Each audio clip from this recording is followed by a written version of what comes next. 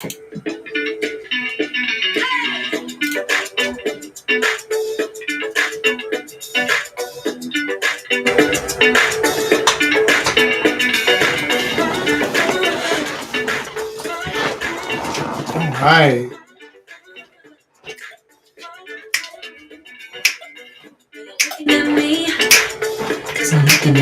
It's easy. All right. Are you guys about ready to get started? Giving it a couple seconds so everybody can get in here. It looks like we've got some people jumping in. Good. Now, with that said, oh, hello there, Surinderva. Oh, and hey, Jimmy, what's going on? All right. With that said, let's go ahead and get started. So today, first of all, welcome to Live with Jack number 38. Hi, I'm Jack. And, come on out. Okay, oof. And this is Simba, the Fluff Master General. He's also the reason that my black shirt is always covered in white dog hair. There's nothing I can do about that. Say hi to the world, Simba. Hi. Fluff Master General he is. All right. Now, for those of you who got the memo beforehand, you will know that today's stream... How you doing, Surinderba? You'll know that today's stream is going to be a special one. And you might be wondering to yourself, Papa Jack, how is it going to be a special one? All of your live streams are special. They're always amazing, and that's true. But today I'm going to be teaching you how to find happiness in your life. No matter who you are, no matter where you are, no matter your situation, you will be able to find happiness by using this live stream. Now, for some of you out there, you might be thinking to yourself, well, Jack, I'm just an angry person. I'm never going to find happiness. And that's fine. I might not be able to help you, but for about 40 to 50% of the people who watch this stream, you are going to come away happier, more content, and ready to take on life. So, if that sounds good, stick around. But if you really want to enjoy this, if you really want to take it up to the highest levels possible, if you want to reach the height of humanity, the culmination of all of civilization, all you need is something to drink. And you are going to fill that with your favorite beverage. Could be anything you want. Personally, I have a mug of coffee today. No yogurt this time, thankfully.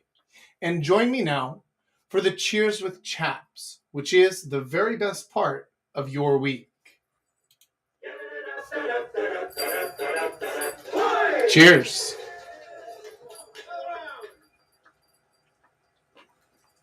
Okay, now let's jump into happiness. What is happiness? What does that even mean?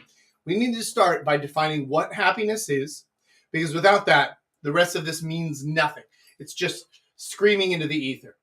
So, there are two important concepts to talk about here. The first, boys, cut it out. The first is happiness versus contentedness. What are these two things? How are they the same? How are they different? And why does it even matter? Okay. Basically, all right, I'm throwing you out of the room. Come here. Get out. You get out. You stay here. There we go. Now we've solved the dog problem, hopefully. So, contentedness is long-term happiness plus acceptance, meaning that you accept whatever your situation is, you accept the things that you can and cannot control, and you are happy with it. Not just accepting it, because that's just acceptance, and not just happy with it without acceptance, because that is not contentedness, that's just happiness. Happiness is the short-term version of contentedness. It's temporary, it's fleeting. You can feel happy for a day. You can feel happy for even a week. Oh, what's up, Nivea? But contentedness is long-term because it includes acceptance with the happiness.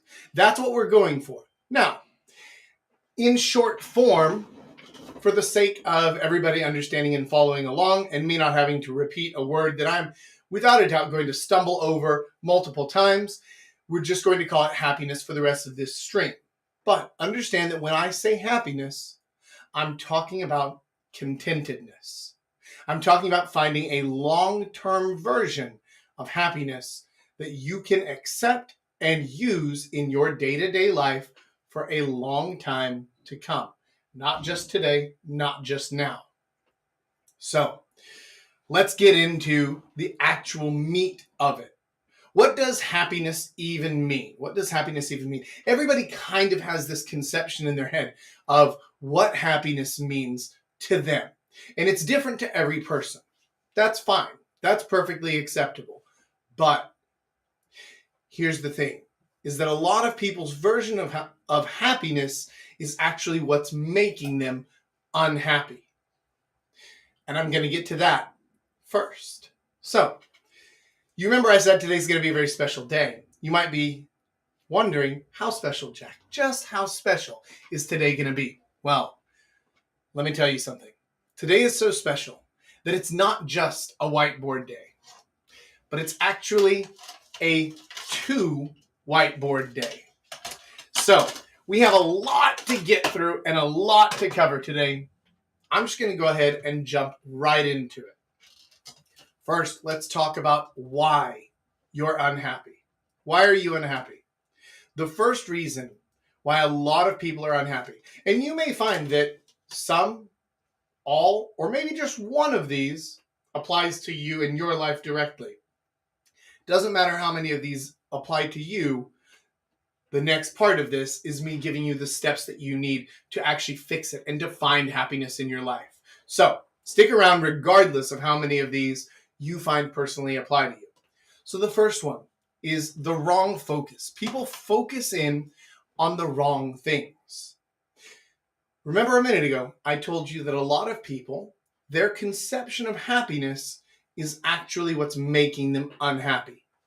This is what I'm talking about in those situations. If you focus in on the wrong things, you are bound to be unhappy. Have you ever had this thought? If only I got that girl, then I would be happy. If only I got that much money, that job, I would be happy. If only I get through this week at work, then I will be happy. This is a common mistake. This is people focusing in on the wrong things, on things that don't actually make them happy. And we're going to get to how to fix that in a little bit. But the first thing is to realize, recognize, and understand whether or not this is an issue that you are having.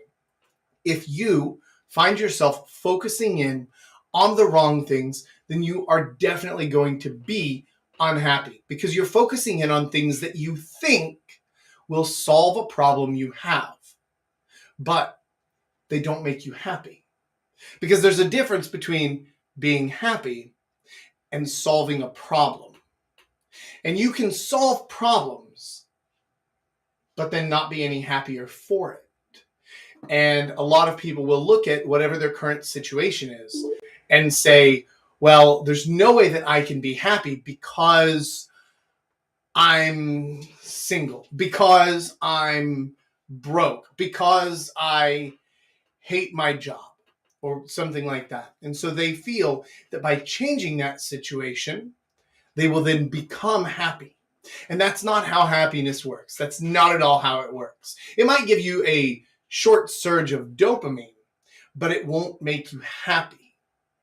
So, focusing in on the wrong things is a guaranteed path to being unhappy. The next reason you might be unhappy is that you are externalizing your happiness. What does that mean, Jack? Those are certainly some words. What the hell does that mean, externalizing your happiness? That means that you are trying to derive your happiness from other people or from other sources or from outside forces. You're letting external decisions and goings on affect whether or not you're happy. A really common version of this is people who get unhappy because of, well, talking about right now, I got a message just before this show. What's up, Miss Tep? I got a message just before this show of somebody who told me that they were having a terrible week because of the Germany-Japan soccer game. That is a textbook definition of externalizing your happiness. You're letting something that is outside of your control, outside of your sphere of influence in every way possible, dictate whether or not you are happy because Germany lost to Japan.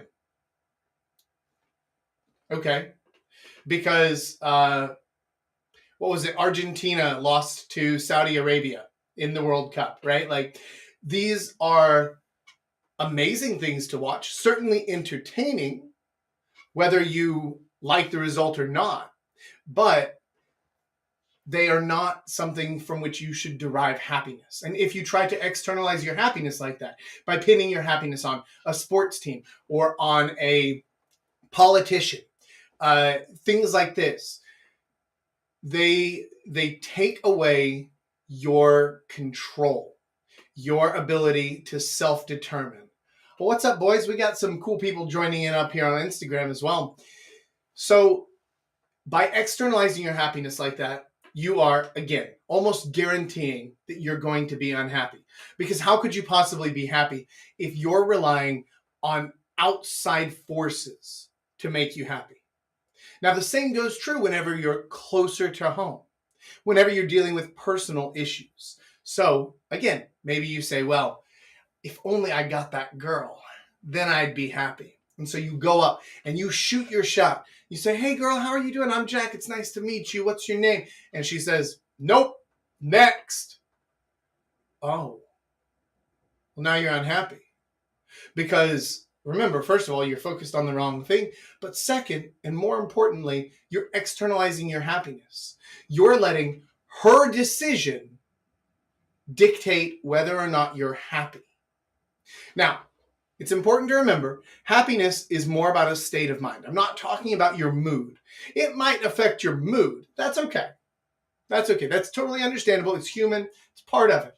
You can be in a sour mood because you got shot down in a particularly nasty way. Totally understandable. But you shouldn't be any less happy as a result of it. There's a big difference. And I'm going to get to, later on, I'm going to get to the ideas of base happiness, what happiness is in your day-to-day life, how that's different from mood, things like that. We're going to be going into all this stuff, okay? So externalizing your happiness. Second way to guarantee you're going to be unhappy. Let's keep going on this. Our third way, this is actually two wrapped into one, but they're both Greek, so I thought that I'd throw them together. We have Atlas and Sisyphus.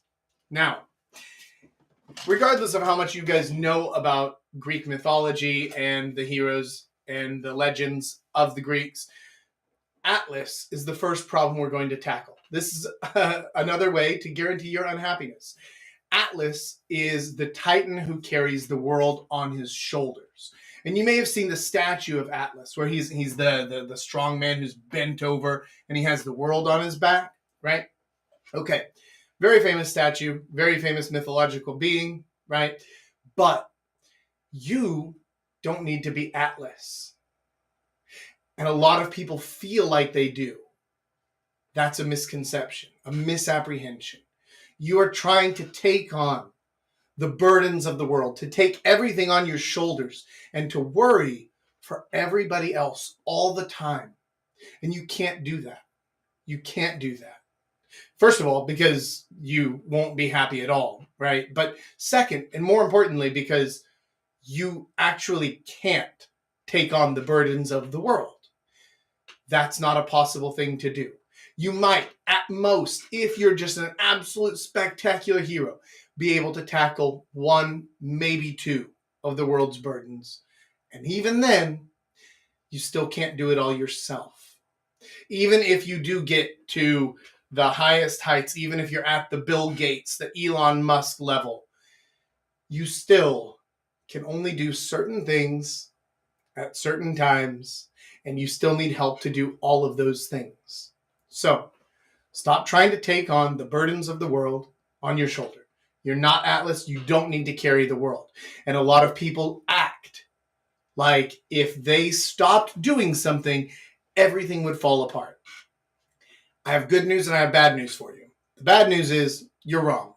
The world will keep spinning with or without you. Everything will carry on. People will still they'll go about their days. They'll do their things at work. They'll have their own dramas and whatever else. And you don't have to be there for it. The good news is you're now free.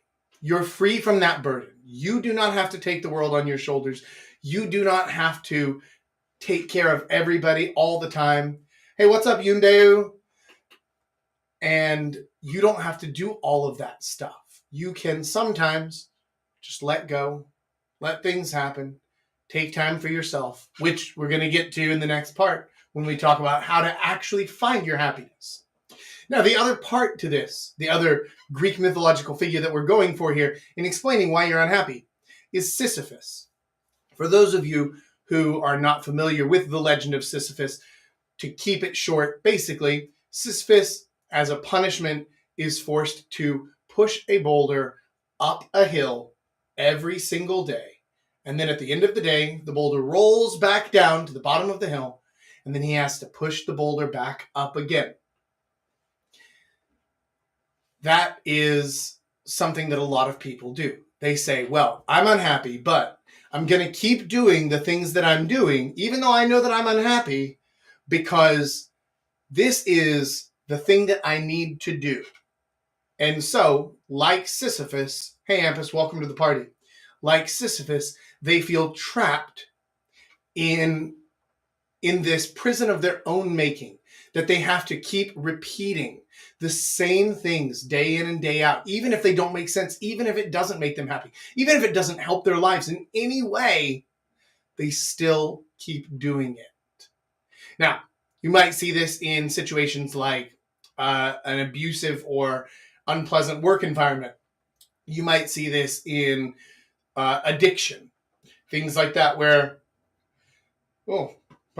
somebody wants to stop doing something, but they can't because of their own mental prison, because of maybe a physical addiction, because of issues like that. However, the fact is that you always, always do have a choice. And by making a decision, which is going to be one of the easiest ways to find your happiness, by making your decision, you can leave your Sisyphean prison and actually stop doing the things you don't want to do. The next reason why a lot of you are unhappy, people pleasing. Okay. Now, you might be thinking to yourself, well, Jack, surely, look, helping people, making people happy, that is not what's making me unhappy. And you're right in a sense, but it depends on how you're doing it, because I like to help people and I like to make people happy. In fact, I am instructing you right now watching this now, I'm instructing you how to be happier and how to improve your life. Also, I'm not trying to please you. There's a big difference between the two. Would it make me feel better if you got a lot out of this video and it improved your life dramatically, and then you emailed me and said, Papa Jack, thank you so much for everything that you taught me. It turned my life around and now I'm such a happy person as a result. Yeah, that would make me feel good, but I don't externalize my happiness either. So if I don't get that email, I'm not going to be sad about it, right? Do you understand what I mean? I'm not trying to please you because I'm not externalizing my happiness. I'm not worried about what you think. I'm just providing the best product that I can, the best explanation, the best show that I can to try and help you, to try and help many people. And if it does, great. And if it doesn't, well, that's okay, because the honest truth is I enjoy doing this. So while these live streams may seem Sisyphean to some of you who are saying, well, Jack, you keep doing this week in and week out, and, it's not making that big of a difference in your life, is it? Maybe, maybe not. But I enjoy doing it. So if it makes me happy, which it does, then it's not Sisyphean. And I'm not trying to please you. And I'm not externalizing my happiness. And I'm focused in on something that I care about. Do you see how these are lining up? And they all kind of overlap with one another? There's a reason for that. Because deep down, all of this is interlocked together. All of this fits together. Now let's get into our last reason why a lot of you are unhappy. Nihilism and existentialism. Now, I thought twice about including some high-end concepts like this. I understand that it doesn't make for the best communication tool, and that's fine. I'm going to explain what they mean, but I felt like these were important enough, and I trust my audience to be mature and intelligent enough to actually take these and understand what I mean with them. So the first one, existentialism, is basically saying, well, we simply exist, and we don't exist for any reason, but existing is our reason, is our purpose. That's all. It's just to exist. We can do things that improve our happiness, that decrease our happiness, but all we do is exist. There's no meaning. There's nothing to be derived from it. It's simply existence in its purest form. That's existentialism. Nihilism is taking that a step further, saying we only exist, nothing matters, and because nothing matters, nothing we do matters. Happiness doesn't matter. This is fleeting. This is nothing. It's a data packet lost in an internet protocol transfer. It literally means nothing. So, you have a hat, wear the hat. Doesn't matter. Don't wear the hat. Doesn't matter. Throw the hat out the window. Doesn't matter. Burn the hat. Doesn't matter. Use the hat to burn down your entire apartment complex. Doesn't matter. That's nihilism, is that nothing matters, and so you shouldn't care about anything. In the modern era, I see things like this creeping in more and more and more into the cultural discourse, into the modern zeitgeist, into how people are talking to one another, into the things that they're saying. People talk about things like the red pill leads to the clown pill, leads to the black pill, and then in the black pill, nothing matters, and it doesn't matter. You can do anything, you can do nothing, and nobody cares. And that's a really dangerous approach to take for a lot of reasons, namely that I don't want your black-pilled ass to fuck with my life. But even more than that, hey, what's up, Kim Sung-dae? But even more than that, it prevents you from ever being happy. You cannot be happy if you refuse to acknowledge that happiness even exists, or that it matters, or that your choices and your ability to control yourself and your frame in your own life do have external effects on other people, including myself. Doesn't mean we're externalizing happiness, but if someone burns down my apartment building, that certainly has an effect on me, doesn't it? Now, these are some of the reasons that you may be unhappy. I'm about to teach you some of the things you can do to actually make yourself happier. And these are easy things. This isn't going to be like all you have to do is get six-pack abs and make $1 billion and I don't know, whatever the fuck would make you happy. Have the hottest girlfriend. I don't know. It's not going to be anything like that. These are all going to be simple and actionable steps that you can literally do today. And in fact, we're going to do some of them on this live stream together. So let's jump into this. How to be happier. Remember, today's a special day. This lesson is going long because there's a lot to unpack in this, and a 2 whiteboard day. Bonus! So, how to be happier. Number 1, meet and accept you prime. Okay. Earlier on in the stream, I was talking about something called base happiness. Now, this is a really strange psychological phenomenon that no one has really been able to explain or fully understand yet, as in the why of it.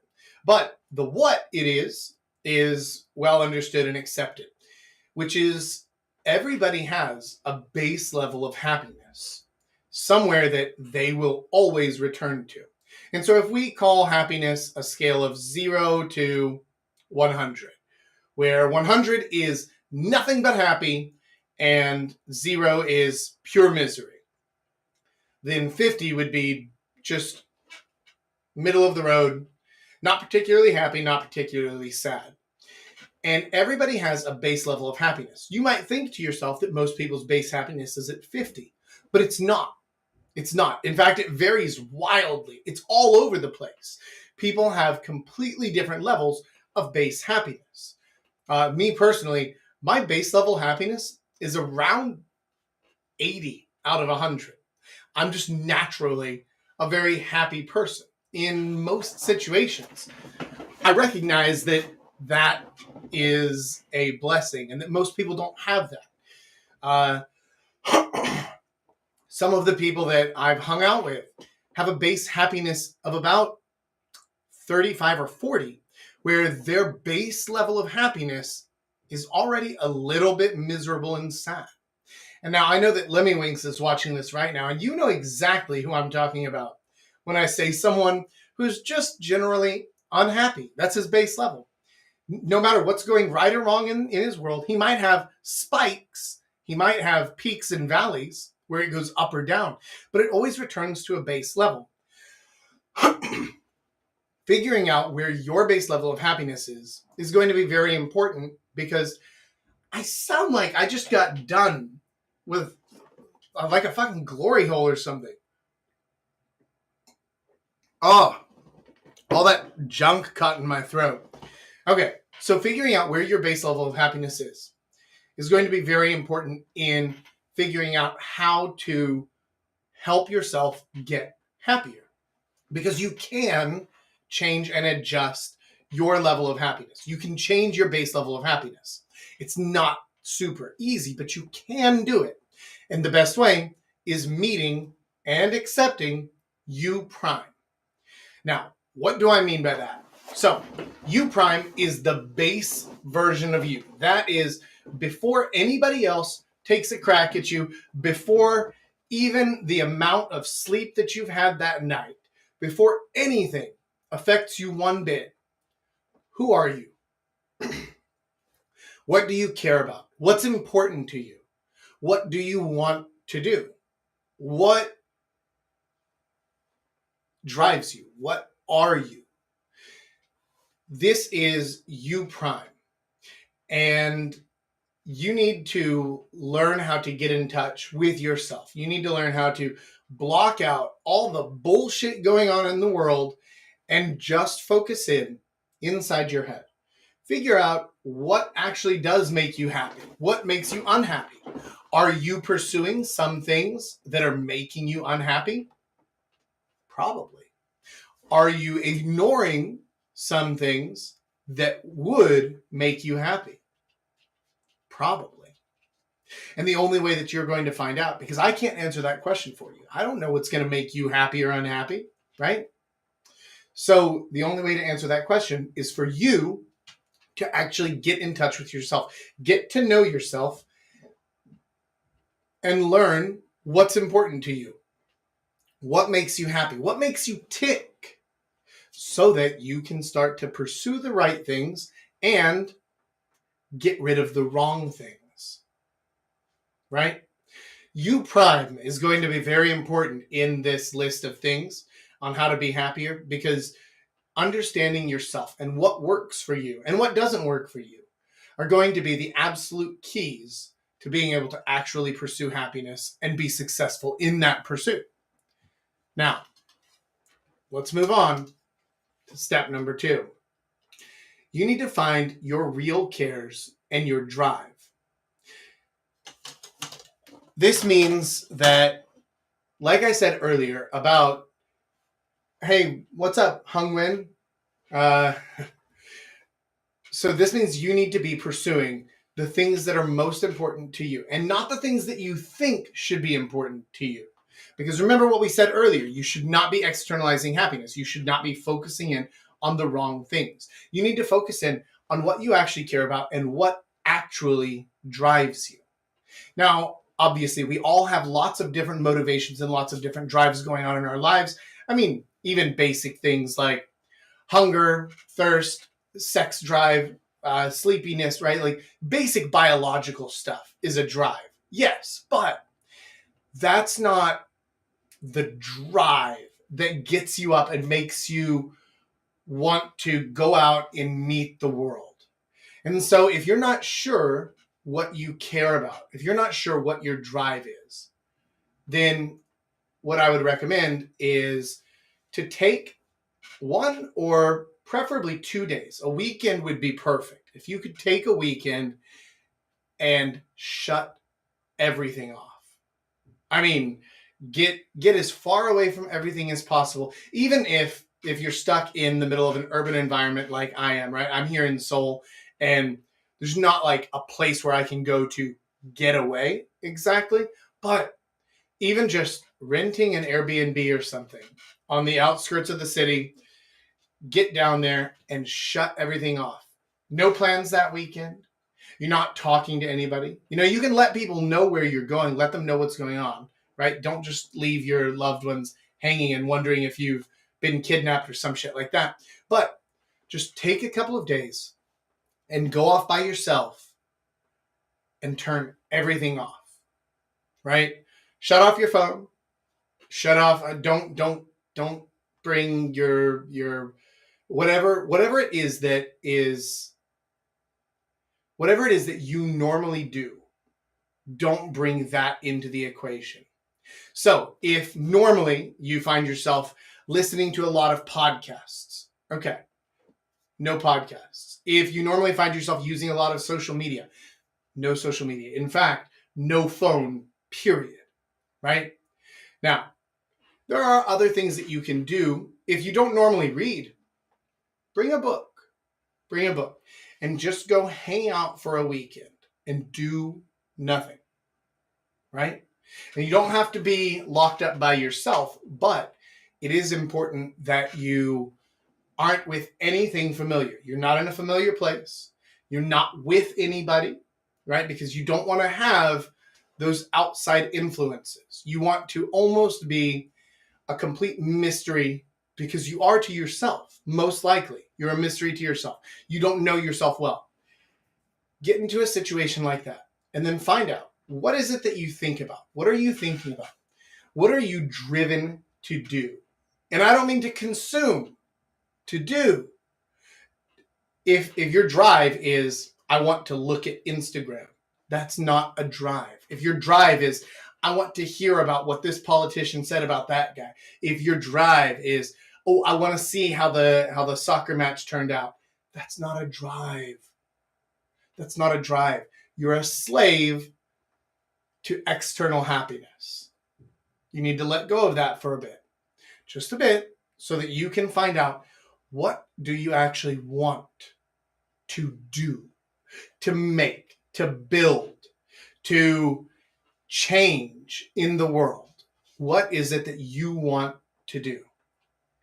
And when you figure that out, then you'll have a better idea of who you are, of what you care about, of what drives you. So here's a good example, because I've recently done this exact exercise, but not necessarily intentionally. I went to Japan a couple of weeks ago, and I went to Osaka a day before Lady North came to join in. I was there by myself, had nothing, no things. I didn't have anybody. I didn't know anybody. I didn't know any of the places. I knew nothing. It was just me in a city by myself with nothing and nobody. What did I want to do? What did I do? Fair question. Well, I went out and I made some friends. I live streamed me making my first friend in Osaka, and she bought me free shots at her little cocktail bar.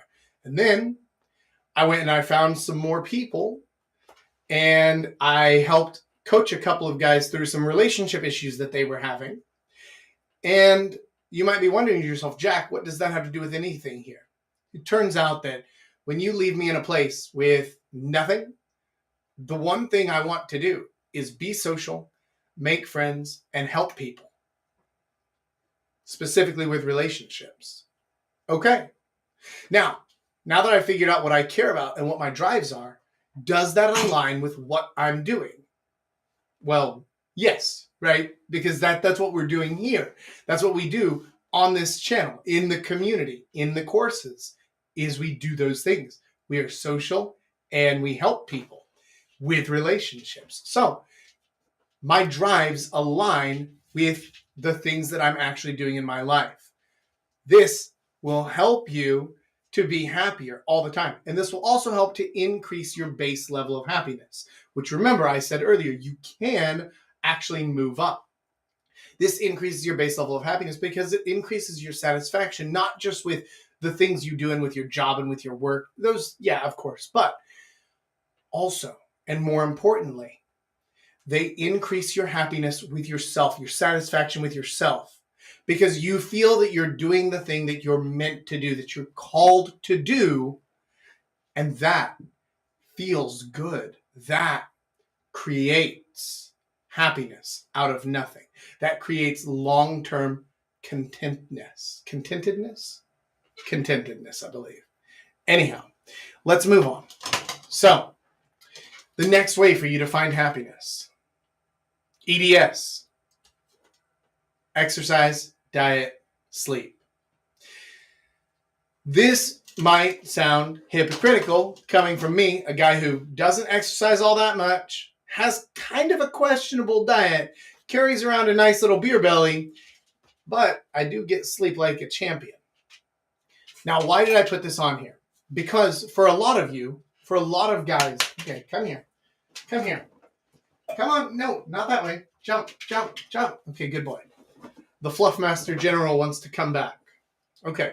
For a lot of people, this is the easiest and quickest way to increase your happiness. And now, of course, doing things like exercise. Exercise is going to create a temporary and fast rush of endorphins.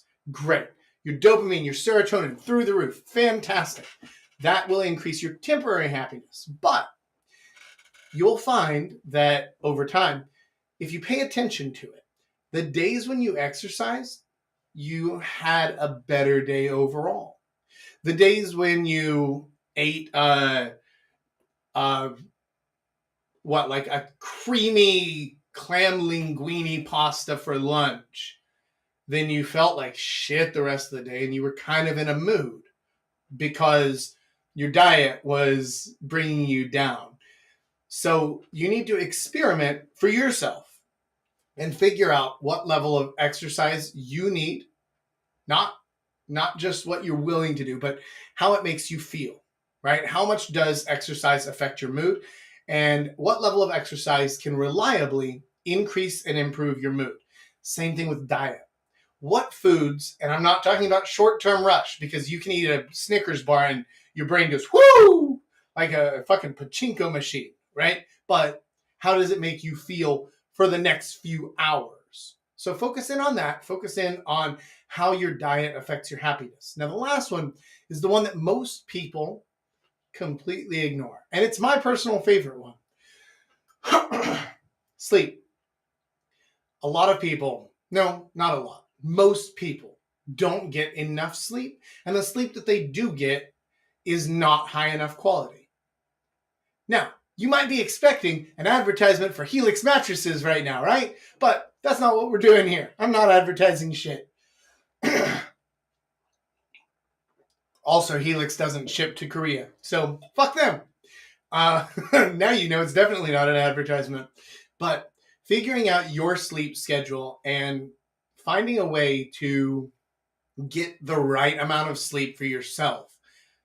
Did someone named Nut5180 just join my stream? Hello, Nut. Fucking welcome to the party. Okay, That just increased my happiness by a lot. That is me externalizing happiness. So figuring out how to get enough sleep and getting good enough quality sleep is going to help you a lot. There are lots of ways to do this. You can go with regular sleep patterns, right? Depending on your schedule, your work schedule, things like that, your responsibilities in life. And remember not to be Atlas. You don't have to carry every single responsibility. Don't sacrifice your sleep for something that's not life or death situation. Now, figuring out your sleep, maybe it's a schedule. I tend to wake up every morning at 9 a.m. That's just my wake up time. I realize that for some of you, that is unconscionably late. And for some of you, that is unconscionably early.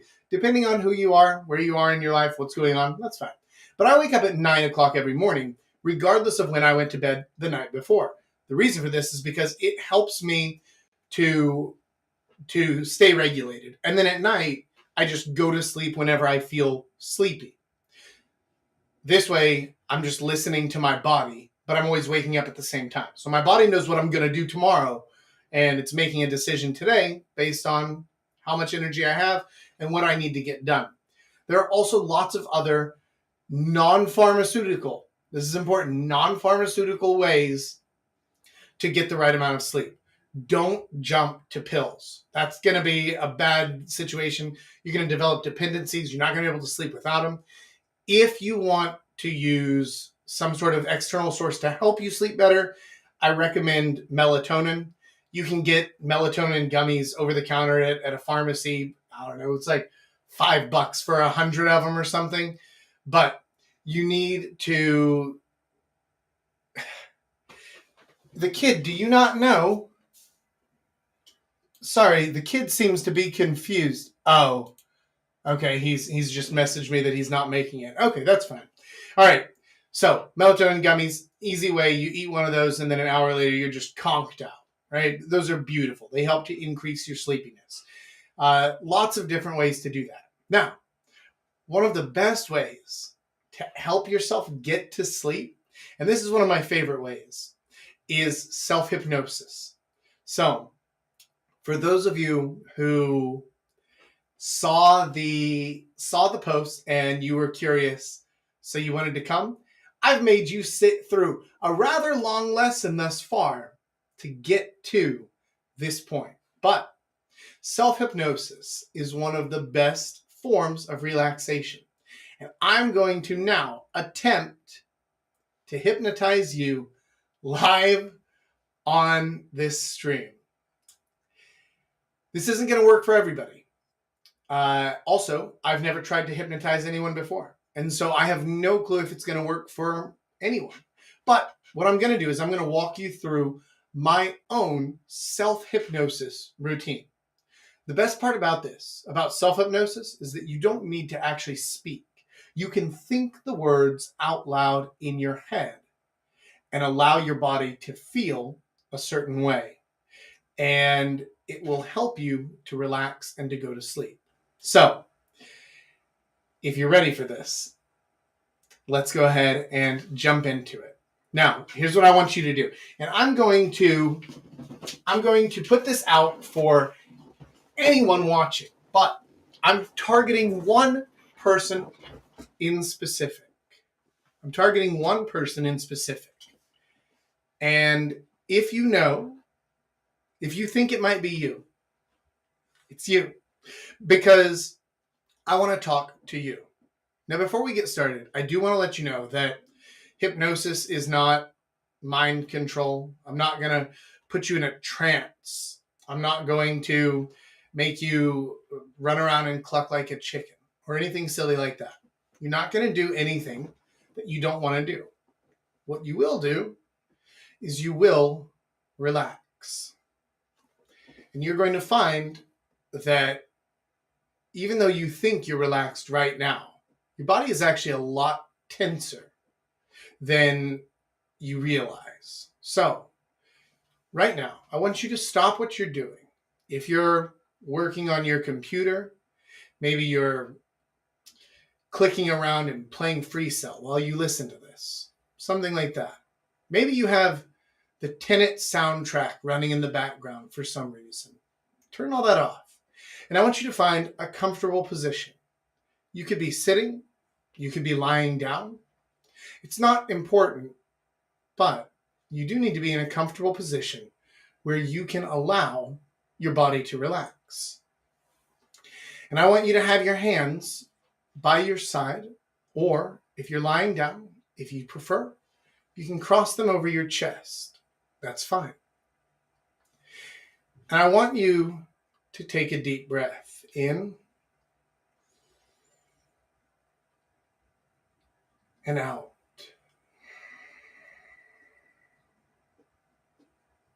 And then push out a little more. I want you to focus in specifically on your forehead. Think about your forehead. How does it feel right now? Does it feel tense? Strangely tense? Specifically, the muscles here where your eyebrows tense up. Relax them. Let them go. And let your eyes hang freely. You can close them if you'd like. Next, focus on your cheeks. They're tight. And your jaw. And let it lull into the most comfortable, still position where there's no tension anywhere. Now your face should feel completely relaxed, as if it's made of clay, putty, to be molded. You don't need to mold it now. You're relaxing. Keep moving down. Focus on your shoulders. Are they up? They might be. They're tense in the back by your neck. Let them hang naturally. Let them relax. Push them down, not with your hands, but pull them down more than normal, and then let them return to their resting state. Now they feel relaxed, like putty. Moving down to your arms. As your arms sit there and your upper body is made of clay, your arms feel strangely conspicuous. They maintain the tension of the day. I want you to relax your fingers first. Focus in on your fingers and let them hang. Let them lie there. You notice the pinky on your right hand feeling heavier than normal, almost as if it's made of lead. Let it hang. It's heavy. The rest of your fingers, beginning with your ring finger and moving in on your right hand, also begin to feel heavier. And they begin to hang deeper than the other hand. In fact, your entire right hand is beginning to feel much heavier than your left hand. Noticeably so. Let it. Let it hang and let it push down. Even your elbow seems to be pulling your shoulder down as your entire arm and hand relaxes into this heavy state. As if it traveled across your chest, you begin to feel your left elbow start to have the same heavy sensation and pull your shoulders down. It travels up your forearm and into your hand, on your left hand, which now also begins to feel heavier. And beginning with your left thumb, you notice the heaviness begin to spread across each of the fingers in your left hand until even your pinky is so heavy that you dare not move it. Now, how do you feel? Personally, I feel incredibly relaxed. That is, I had to break my hand out of that. So that is my self-hypnosis routine that helps me to completely relax and go to sleep like a champion. I hope that helped you to also relax down.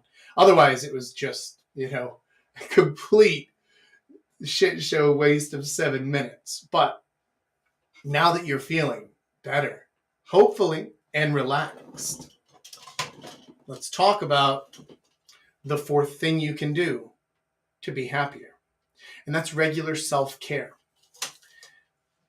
Learning how to take care of yourself in ways that matter, like self-hypnosis to help you sleep, like taking a day off and just doing nothing, engaging in a hobby, or just taking a break entirely every now and then from everything, from everybody.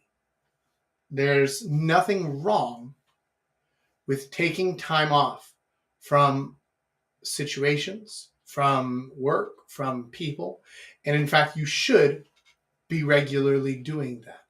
Not every day, of course. You have things to do. Remember, you have a drive, you have a purpose, but you should be regularly taking your time to take care of yourself. For some people, it means spending more time at the gym. Maybe it means going to a sauna to sweat it out. Maybe it means going to a massage shop, get a muscle rub down, get a rub and tug, whatever it is that helps you to take care of yourself the best and relieve the stress that you need relieved. And I don't just mean in the sense of like, oh, you go out and you get drunk with your friends to blow off steam, and you try to hook up to relieve some pressure. No, I mean like things that actually physically help your body on the regular. You should be engaging in things like that, because the way that your body feels physically is going to have a massive impact on how you feel mentally throughout the day and throughout your life. And the last thing that you need to do to be happy is honesty and openness.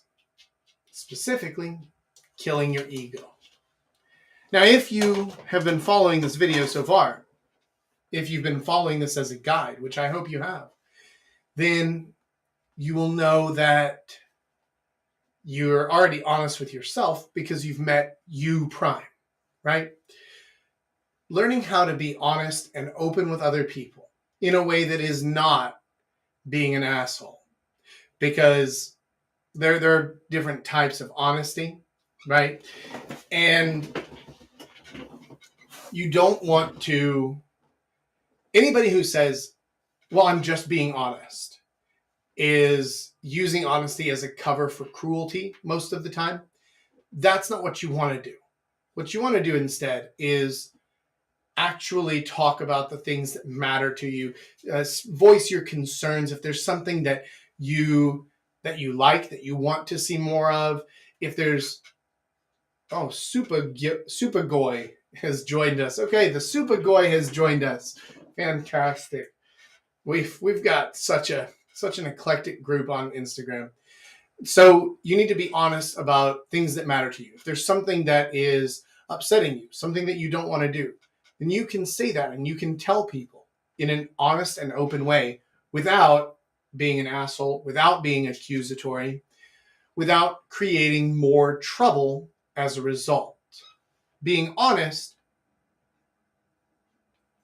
and open about things is different from blaming people for things. If you're blaming people, if you're coming to people and saying, hey, I don't like it when you do that. You do that stupid shit and it always pisses me off so much. What the hell's wrong with you? You're the reason that I'm so unhappy all the time.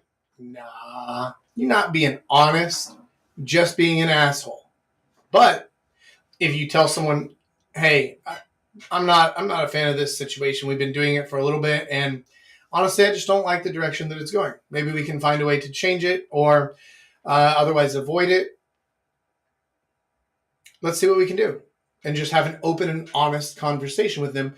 Then you're on the road to actual happiness because you're going to find an actual solution. If you bring something to someone in a way that doesn't cause them to become defensive, then they'll be willing to work with you. And the same goes for the rest of your life, not just with bad things, but with good things as well. There's a girl you're interested in, but you don't want to tell her. Why not? Remember, you're not externalizing your happiness. It doesn't matter what she says. She might say no. That's okay. You're going to be fine. But if you don't tell her, if you're not honest about it, first of all, you'll never know. But second, you'll live with that weight on you. And it'll be pushing down on you. And it creates that stress because that is your ego fucking with you. That's what that is. It's your ego trying to make sure that you are unhappy. Your ego's job is to make sure that you are unhappy, that you are never content. Because if you're content, then you'll stop caring about what the ego thinks. And that's not what it wants at all. It wants you to always be worried, to always be scared, to always be considering, oh, but what if, oh, but what if, oh, but what if? Because then it has full and complete control over you. But if you don't care about the what ifs, if you don't care about externalizing your happiness, the ego loses control and you get to take that weight off your shoulders. You get to take that monkey off your back. And you get to actually control your own life and your own happiness. So, man, that was a hell of a lesson, wasn't it? That was a hell of a lesson. All right, I realized that I've gone for about an hour now, and I told you guys that this was going to be an extra special lesson, and I did not lie.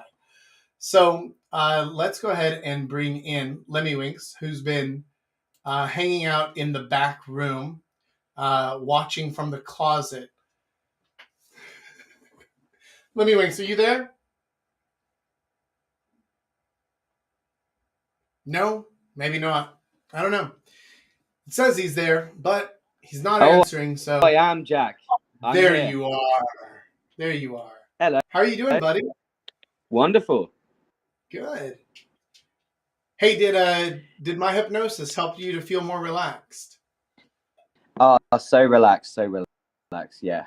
I went in. Glad. Good. So the kid's not joining us today, and so we're just gonna kind of talk, maybe throw up another 10 minutes or so of this. So yeah, sounds good. I mean, what do you have any thoughts about some of the topics I covered? Some things you want to add, or anything that you found particularly helpful, or just anything, or if you just want to change the topics entirely? Oh well, I mean, mainly just like I completely agree with what you said. And any social media in any form, you're not going to find any scrolling through that garbage every day. The happiest you'll feel is if you turn that shit off, delete it off your phone, and even just go on air to see the world for how it really is. For sure. Yeah, comparing yourself to other people and looking for these dopamine highs. And one thing that I try to do now, which I used to always check the news and then check like some funny sites and then check messages. All you're just searching for dopamine highs. You're just on a mission to just find something to give you the news or blah blah blah. But it's not healthy. And also, habit of realizing every time you reach for your phone and pick it out of your pocket, realizing you're always doing it. It's a tick to find dopamine high. Stop yourself and realize I'm doing it again. I'm doing it again. Why am I reaching? It's a crazy thing, isn't it? Phone it's fucking nuts. I think only once you start facing it like head on, as it is, and how it's fucking unhealthy for you. Yeah. Then once you get to that point, start just like purposely putting it aside, airplane mode, not tied down with your coffee outside in a coffee shop or wherever you are, and just watch the world and fucking garbage on your phone to distract you or make you feel better. Yeah. No, absolutely. And I am not a particularly I'm not a super heavy phone user in that, like, I don't really go onto social media a lot. I end up having to use it quite a bit because I'm messaging with guys in the community and stuff. But that's also kind of just an excuse. But even for me, because I don't check social media, I don't check for people's posts and things, I still find my tick, right? Like whenever you're just hanging out, right? You're just standing there. Sometimes even while someone is talking to you, someone is actively talking to you, and you'll find yourself like just reach for your phone. It's like a subconscious signal. I'm bored with what you're saying, so I'm gonna grab the happy box. You know, like, holy shit, dude. You've trained yourself like Pavlov to just reach for the happy box. It's crazy. You know the funniest in elevators. Like, obviously, it's always awkward in an elevator if you're going up with a random person.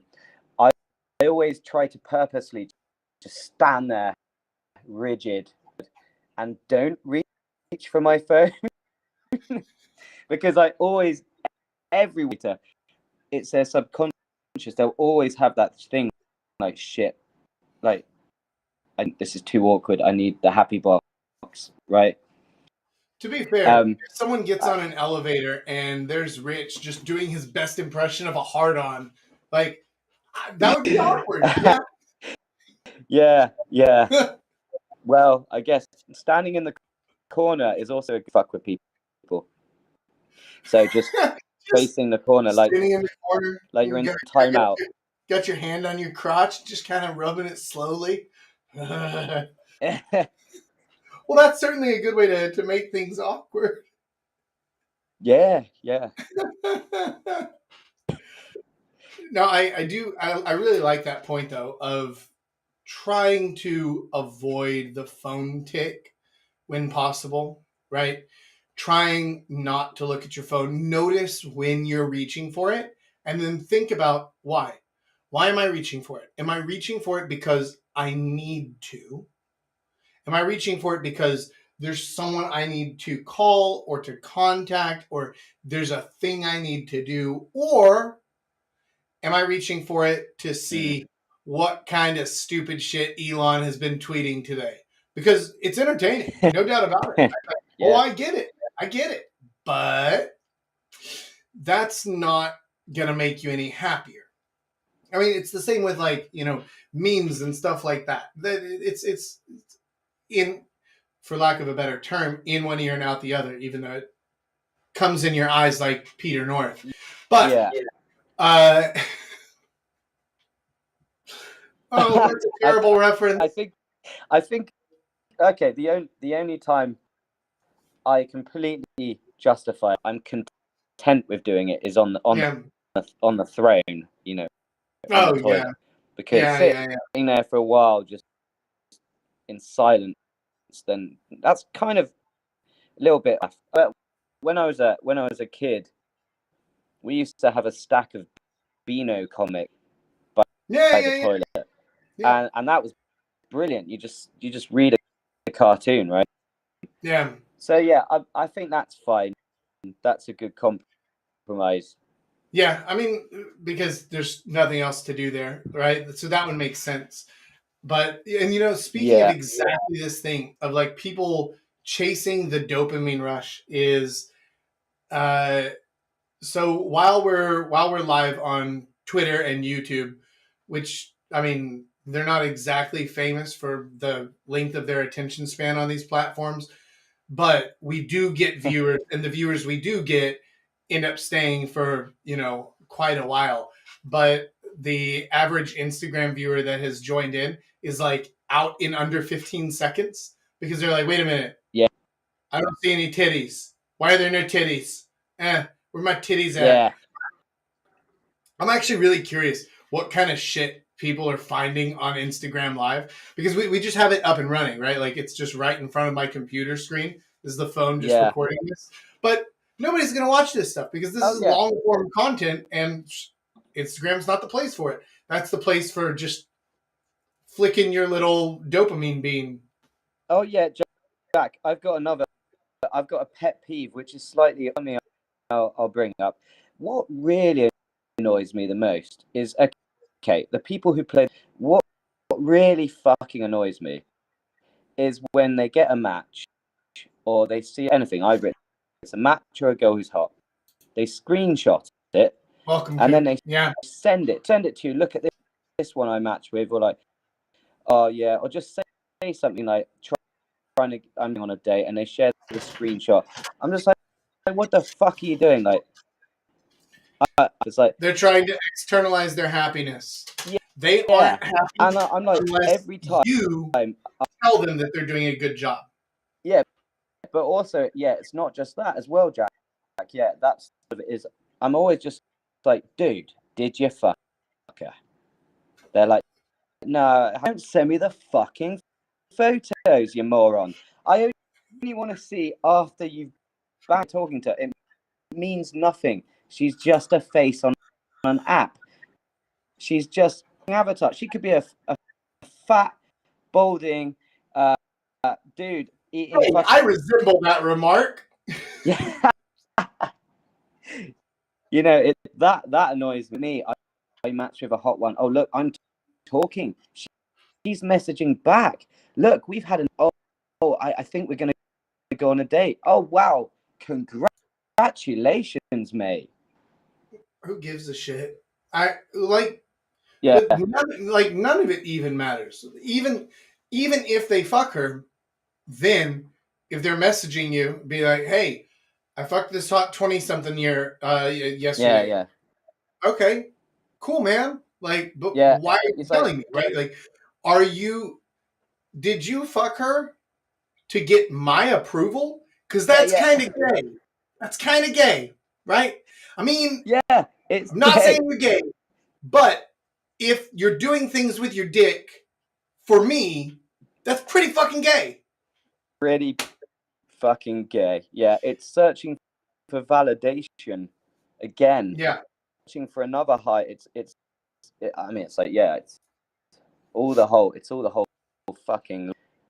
Well, and there is a way to solve this problem for those guys, and it's not to stop seeking the validation, right? Because that's just a surface level. That's the band-aid. But figure out why is it that you require the validation from this person or from anybody at all, right? Like if you're not doing the thing, whatever the thing is, right? Whether it's, oh, look at me, I scored a goal in soccer, right? Like, or if you hooked up with a girl, or if you, I don't know, hit a special viewer count, or you hit a certain bank number or whatever, right? Like, if you're not doing it because that thing makes you happy, then why are you doing it? And if you are doing it because it makes you happy, then you don't need to seek the validation from other people, right? Yeah, Like exactly. you Usually, can generally, share the stories kind of when that's people. the time. I usually find that the kind of people. I used to do this, mate. I used to do this when I was Well, really I just have like fucking struggling in life. I wasn't really like on my mission. I didn't have a goal or purpose. So I found I used women, as my way of seeking my solution for myself, because I was failing in all other areas. But like, Yeah. always when people send me photos of girls they're not fucking, or a girl they've just fucked, and be like, oh, look at this one. I always think immediately, all right, so this guy is of his life. This is his only way of getting some kind of like Meaning. respect or some meaning, or just like attention and validation from his male. That's all he's got in his life. That's literally all he's got going for him. He has focused his in around banging girls, Right. and basically just and the seesaw, the balance has tipped in the wrong scale, basically. Time where Right. it's important So for them to take a step back and really think. Coot points out that you can share a story without bragging, and that's true. You can, But yeah. there's, hold on. Oh, sorry, I had a sneeze and then it went away. You can share a story without bragging, but there's a time and a place for it. And I have been guilty of sharing a story to brag, and also I have many times shared a story without bragging, and sometimes even played down aspects of my story because I don't want it to seem like bragging. There's a time and a place to share a story, which is one, someone asks you about it, that's fine. Or two, if you're using the story because it's related to a point, if you're using it to illustrate something important, then fine. And I mean, like, I've shared stories on these live streams, and I mean, hell, when we used to do the monthly community Zoom hangouts back when we still ran the forum, we would always Yeah. end it with story time and just go around the circle, Yeah. and everybody tells the story. It doesn't even matter what it's about, right? Like, there is a time and a place for telling stories without bragging and without being gay. Yeah, Definitely. but that's not how most people use it. No, especially, I mean, it's a really great time and place if you know that everyone's going to learn something from it. Yeah, if There's people going to be a are life learning lesson from there. you, then great. Yeah. Yeah, goodness. Oh, what's up, Habib Broholic? You are. Oh, he's gone. Wow. 5 seconds. What a surprise. Where are the titties at? Was it? I don't see any titties. Yeah, okay, well, cool, man. have fun. It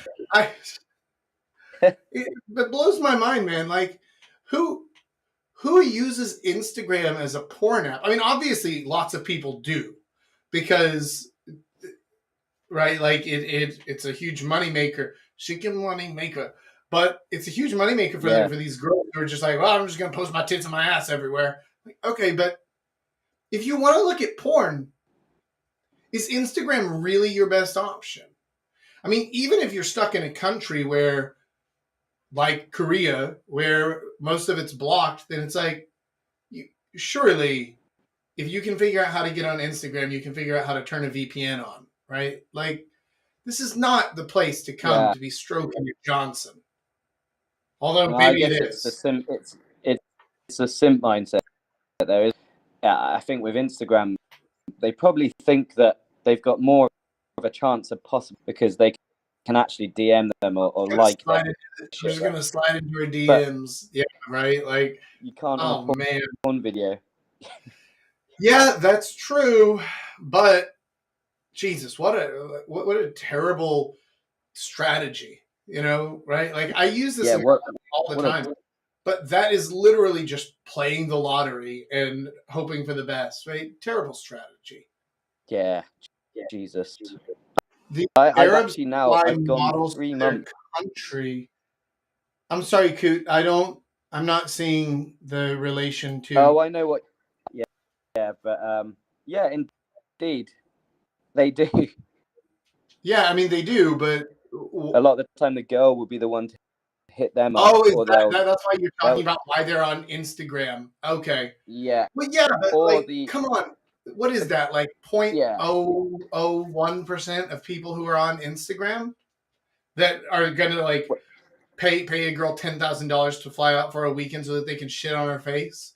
You know, like I don't know. That to me that doesn't seem like it's the main focus of the app. I'm sure it happens, right? But the same way that I'm sure some guy somewhere one time slid into a girl's DMs and she was like, "Yeah, okay, yeah, right." Like that doesn't actually happen in reality. Like not regularly, not enough for that to be the focus of the app.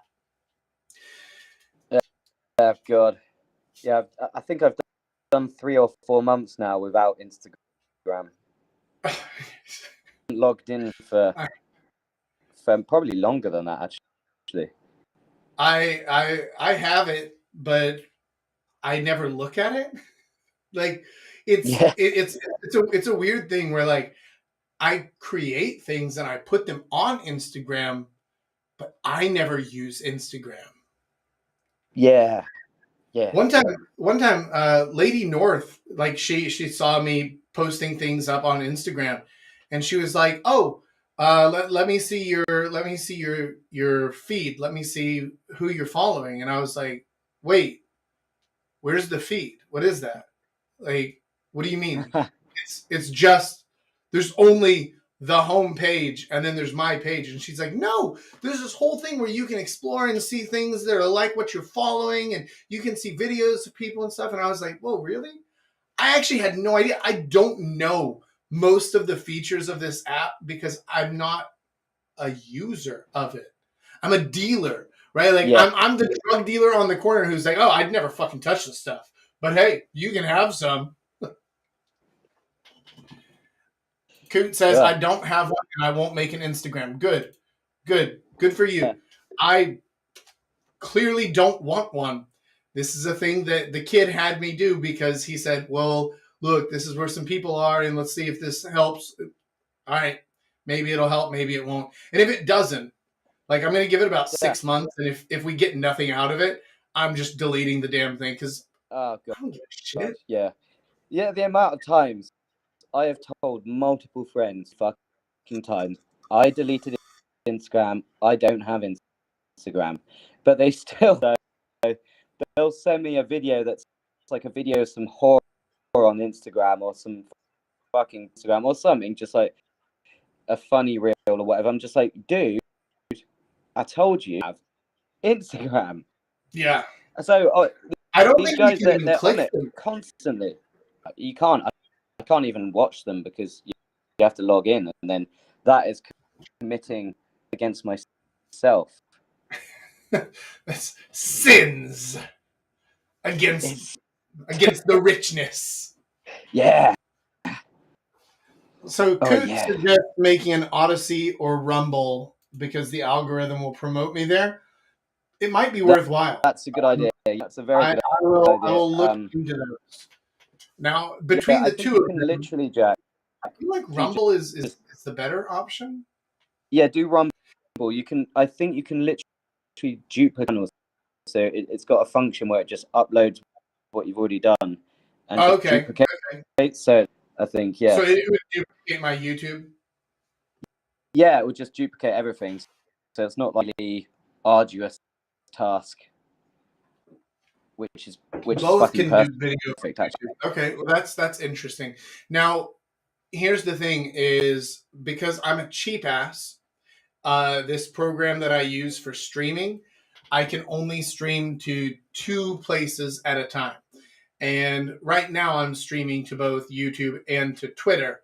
But Twitter doesn't seem to get any engagement at all, right? YouTube gets Yeah, some decent engagement, but Rumble is a better stream place. Okay, interesting.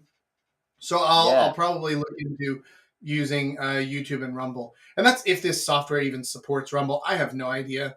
Again, I'm a boomer with most of this stuff because I just like I understand the value of social media as a tool, but I don't use it as a consumer, and so I just don't know most of the stuff.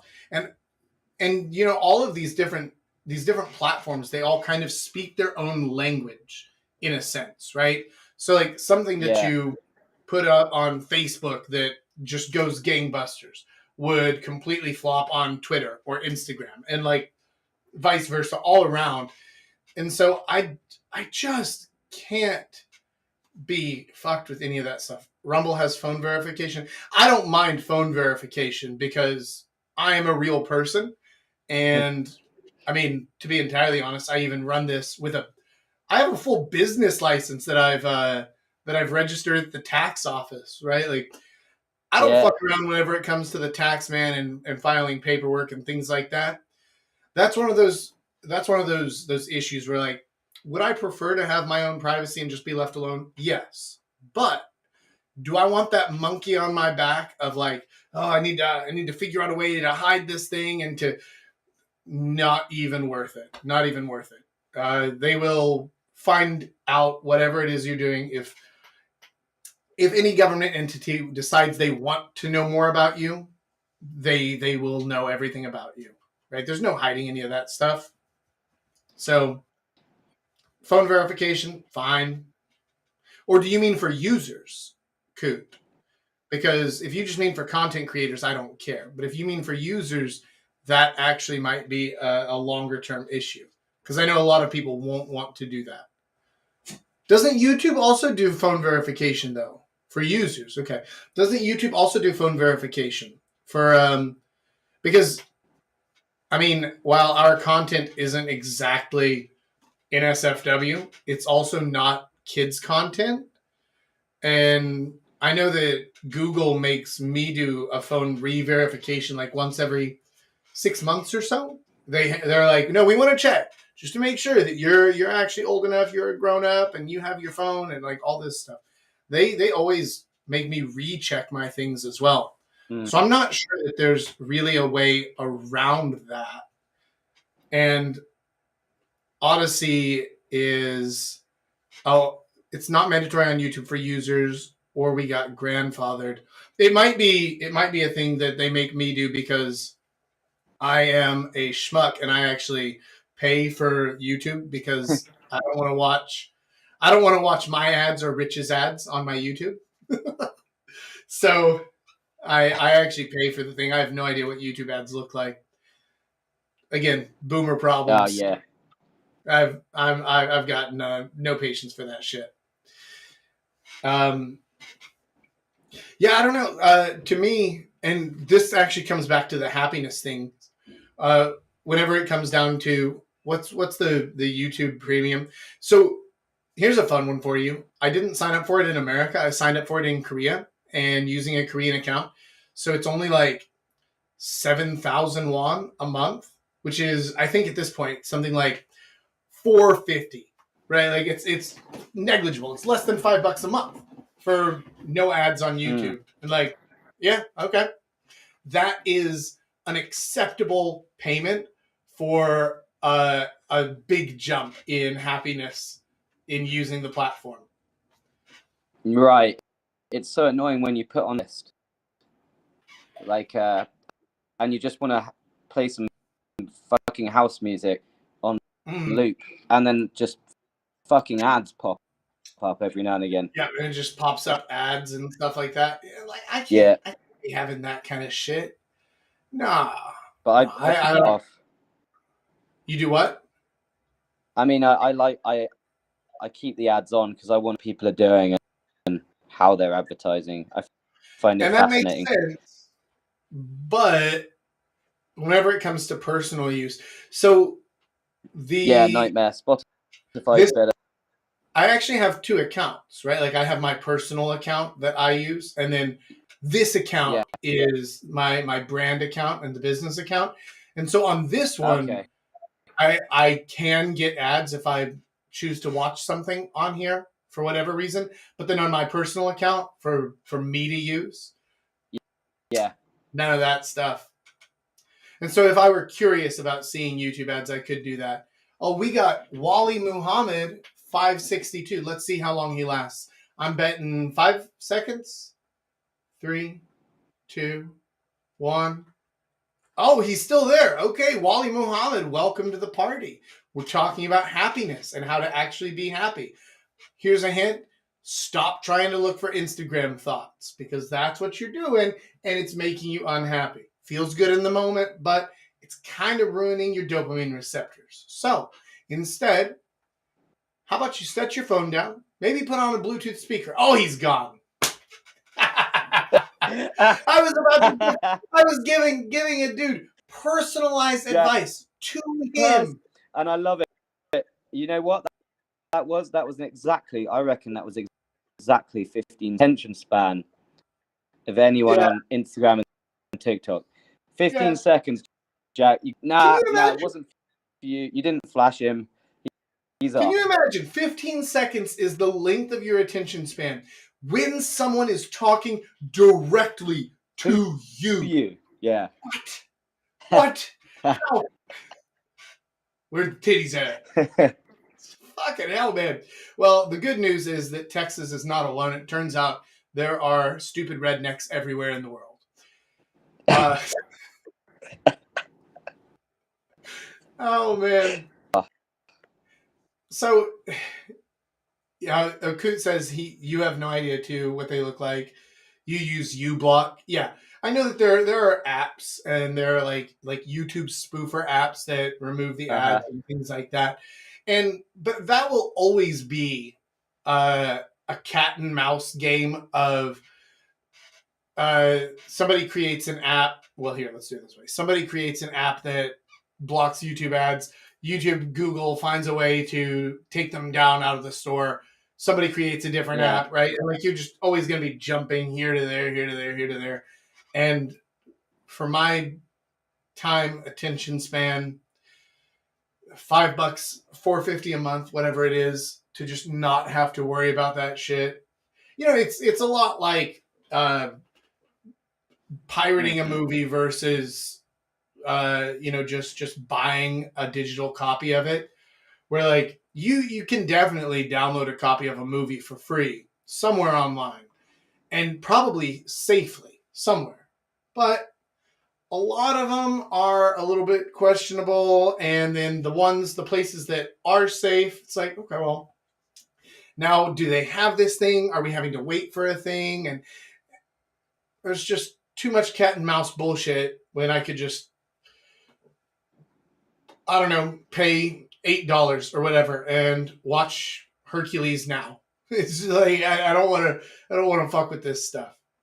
But again, this might just be an old man kind of thing because I'm not a student anymore. And when I was a student, then saving that $5 or $8 made a difference, right? But when you're gainfully employed otherwise, then it's not worth your time. How much is your time worth? And if it's worth more than $5 or $8, then right. Your pirating skills saved you on a date. I would like to hear this story. You'll need to tell us this story a bit later. I can't imagine you'll be able to do it through comments alone. But if you can, hey, go for it. In any case, though, I do think as we're at about the hour and a half mark, it's probably about time to wrap it up. But before we go, Big Rich, do you have some final words of wisdom or a final thought to share with our intrepid viewers who have made it through an hour and a half of my egotistical ramblings? Yeah, I get them up. I just say, never chase Instagram thoughts. Never chase your thoughts anywhere. Don't go simping. Yeah, no.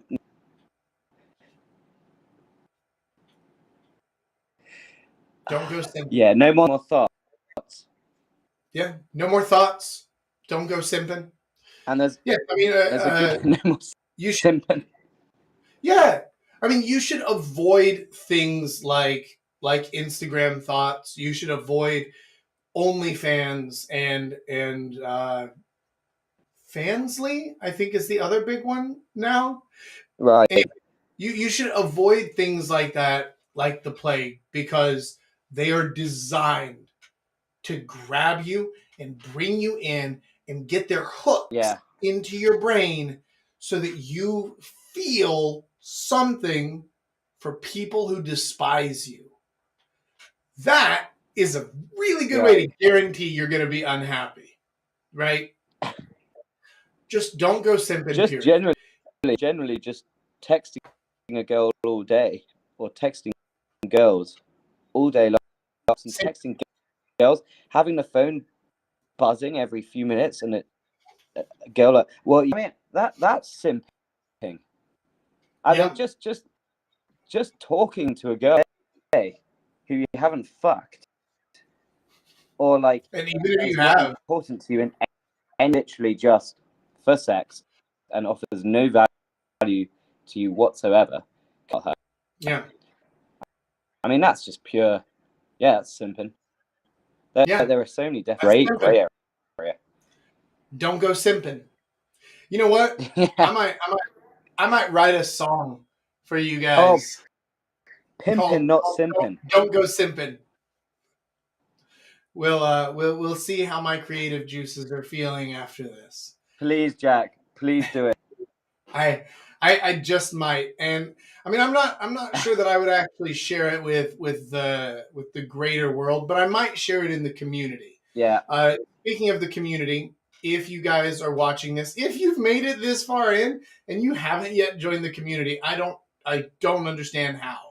But go to thesoulplayer.com. You'll find a link at the top that says community. You can join our Discord community, join the chat, and that's where you ask your questions to get answered on these live Yeah. streams every single week. It's a good place to hang out. The guys are cool. And also, you get to talk directly with me anytime, day, night, week, weekend, doesn't matter. Same thing. If you're watching this, please hit the like button, hit the heart button, hit your subscribes, hit your follows, just fucking feed the algorithm for me. You know, like I can only feed it so much myself, and then you guys need to pick up the slack there. So look at that. We had Wally Muhammad joined back in, but then 5 seconds later he was back out. I think he's back. He's back. He's looking for titties. Titties. Titties. Titties. This fucking guy. Okay, so with all that said, what a way to end. Yeah, that's where we're gonna go ahead and wrap it up. Check out the community. Join us there. Join us in the shows. Like, subscribe. You know, all the same admin stuff as normal. Love you guys. Thanks for watching. Thanks for joining in, and thank you, Lemingweight, for joining. And for those of you who are watching this or joining in from America, happy Thanksgiving to you guys. I'm grateful for you, and I hope that this will be, as a result of today's stream, a very happy Thanksgiving. So, I'll catch you next time. Papa Jack, out.